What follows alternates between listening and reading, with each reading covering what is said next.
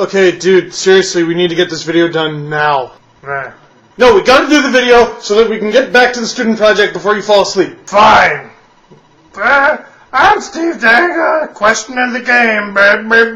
You know what? You're a jerk. Very accurate, but a jerk. Coffee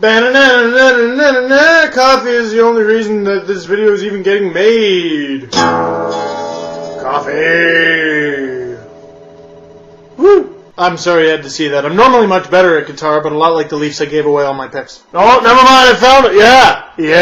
But anyway, the new-look Leafs win 3-0 over the New Jersey Devils, and I know the trade just got made, but I think you can declare at least a first-game winner. In their first game following the Phaneuf trade, the Calgary Flames lost 3-0 to the Philly Flyers, and in the first game for the Leafs, they win 3-0. Unrealistic expectations meet Dion. Dion meet unrealistic expectations. And all the new Leafs were looking snazzy out there in their blue and white. Fresh off the plane from Calgary, Sjostrom played 2 minutes and 17 seconds on the penalty kill, tied with Rickard Wallin for the most of any Leaf forward. Phaneuf plays a few big hits, throws a few punches in a fight, and all of a sudden the crowd is standing and chanting his name. And he was really excited, weren't you, Dion? Words don't even describe. Whoa, calm down, big fella. He's so happy to be here. Giguere comes in his first start as a Maple Leaf. He says, the jig is up, I'm getting jiggy with it, and I'm getting tired of all these crappy puns. But he gets a shutout in his Leafs debut. He's just the second Leaf goalie to ever do that. Who was the first? Eddie the Eagle Belfour. Not often in Toronto you see someone wearing the number 35 and getting a shutout. Speaking of which, let me ask you a little question. Vesa Toskala is now a Duck.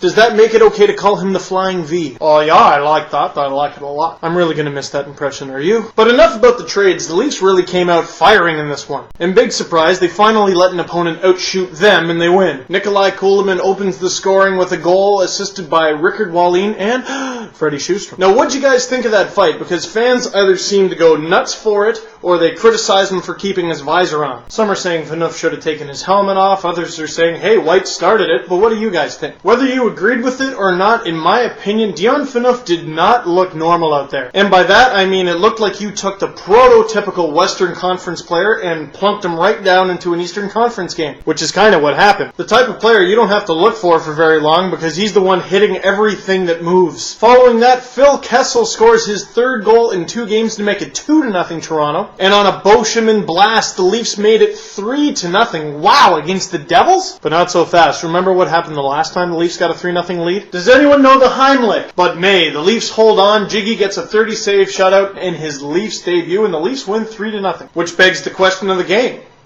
Do they have the parade down Bay or Young? Seriously though, Leaf fans, how excited do these trades have you right now? Better yet, what trades do you think are still coming? And I'm reading all these rumors of Stempniaks going, Ponies going. You don't know which ones of them to believe, but can the Leafs afford to get rid of any more forwards? Like seriously, they're just a couple trades away from being the Toronto Marlies offense featuring Phil Kessel. And Little Wayne, that guy's in everything. And you know, I've asked you guys a lot of questions, but here's what I think about the trades. At first, I was a bit on the fence about the Phaneuf trade. I thought, ooh, that's a lot for the Leafs to give up. But the more I think about it, the more I wonder what Daryl Sutter was thinking. Mayers after this year could be gone. Stajan after this year could be gone. White after this year, you got to resign him, or he's gone. And then Hagman. Leafs get a solid penalty killer in Sjostrom. Granted, he could be gone at the end of the year. They get a solid prospect on defense in Keith Ollie. The guy was at the World Juniors a couple of years ago playing with Tyler Myers. And then there's a defenseman who, granted, is having a bad year and yes, has a massive contract, but was also nominated for the Calder and the Norris. When was the last time any Leafs defenseman was even whispered in the same breath as the name Norris? Other than the time I asked you to make all those Chuck Norris jokes for Ian White. And let me just ask you,